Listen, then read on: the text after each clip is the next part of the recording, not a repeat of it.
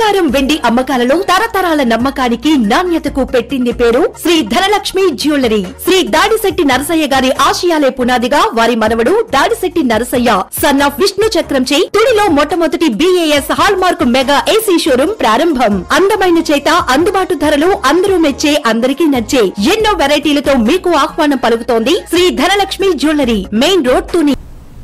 నమస్తే, welcome to my media news. నేను Kalyani. Municipal vice chairman పదవి కోసం తునిలో తెలుగుదేశం నాయకులు ప్రజాస్వామ్యాన్ని అపహాస్యం చేశారని వైఎస్ఆర్ కాంగ్రెస్ పార్టీ నాయకులు యనమల కృష్ణుడు తీవ్ర ఆగ్రహం వ్యక్తం చేశారు. తునిలో యనమల కృష్ణుడు స్వగృహం నందు మీడియా ప్రతినిధులతో మాట్లాడారు. కౌన్సిల్లో తెలుగుదేశం పార్టీకి బలం లేకపోయినప్పటికీ వైస్ చైర్మన్ పదవి కోసం ఏ విధంగా పోటీకి దిగుతున్నారని ఆయన ఎద్దేవా చేశారు. తెలుగుదేశం పార్టీకి కేవలం 10 మంది సభ్యులు మాత్రమే మద్దతున్నట్లు స్పష్టమవుతుందన్నారు. 17 మంది వైసీపీ కౌన్సిలర్లను భయభ్రాంతులకు గురిచేసి సమావేశానికి హాజరు కాకుండా టీడీపీ నాయకులు దౌర్జన్యాలకు పాల్పడుతున్నారని కృష్ణుడు తీవ్రంగా ధ్వజమెత్తారు. ప్రజాస్వామ్యం గురించి మీకు ఏమైనా తెలుసా అని యనమల రామకృష్ణుడు తన చోటా నాయకులతో తనపై విమర్శలు గుప్పించడం హాస్యాస్పదంగా ఉందన్నారు.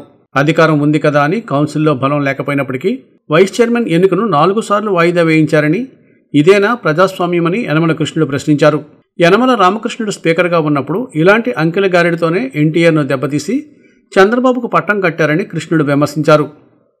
15 రోజులుగా తుని మున్సిపాలిటీలో జరుగుతున్నటువంటి విషయం తుని నియోజకవర్గ ప్రజలకు, జిల్లా ప్రజలకు, రాష్ట్ర ప్రజలకు స్పష్టంగా అర్థమైంది. ఎందువల్లంటే తుని నియోజకవర్గంలో మున్సిపాలిటీలో ఉన్నటువంటి సంఖ్యాబలం 29. వైఎస్ఆర్సీపీకి 17+1, తెలుగుదేశానికి 10+1. అయినప్పటికీ తెలుగుదేశం పార్టీ వారు బలం లేనప్పటికీ అధికార బలంతో ఎలక్షన్కి తయారవడం జరిగింది. ఈ విషయం అందరికీ తెలుసున్న విషయం.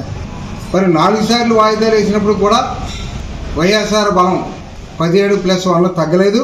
మరి యనమల రామకృష్ణ గారు ఎలక్షన్ అధికారులతోటి, పోలీసులతోటి మాట్లాడి నిన్న జరిగినటువంటి ఎలక్షన్కి నియోజకవర్గం తెలుగుదేశం పార్టీ కార్యకర్తలందరినీ పిలిపించుకుని దౌర్జన్యంగా వైఎస్ఆర్సీపీ కౌన్సిలర్ లాక్కుపోవడానికి ప్రయత్నించడం చెప్పడం జరిగిందంటే ఇది ప్రజాస్వామ్యాన్ని నేను అడుగుతున్నాను.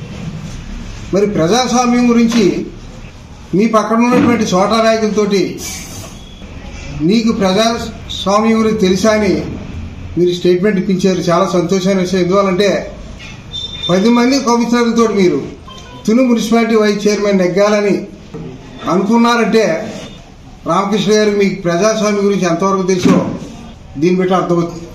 మరి మేము ప్రతిపక్షంలో ఉన్నాం, పోలీసులు మా మాట వినరు, అధికారులు మా మాట వినరు.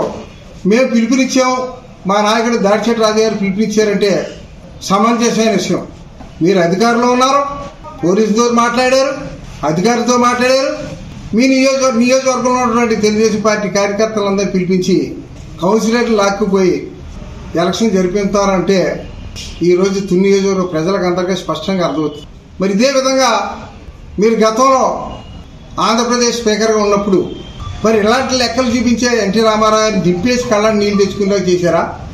ఈరోజు తుని మున్సిపాలిటీలో 10 మందితోటి నెగ్గే విధంగా ఏ విధంగా ఊహించారో ఆ రోజు ఎన్టీ రామారావు ఆ విధంగానే దింపేశారా అని ప్రజలకు అనుమానం వచ్చేలాగా మీ పరిపాలన ఉందని నేను స్పష్టంగా చెప్తున్నాను. ఎందువల్లంటే ప్రజాస్వామ్యం గురించి మీరు చెప్తున్నారే, 29 మంది సభ్యులున్న మున్సిపాలిటీలో వైఎస్ఆర్సీపీకి 17+1 ఉంది అంటే మరి మీరు పోటీకి దిగారంటే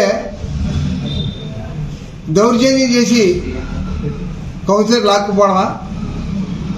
ఇది ప్రజాస్వామ్యమా?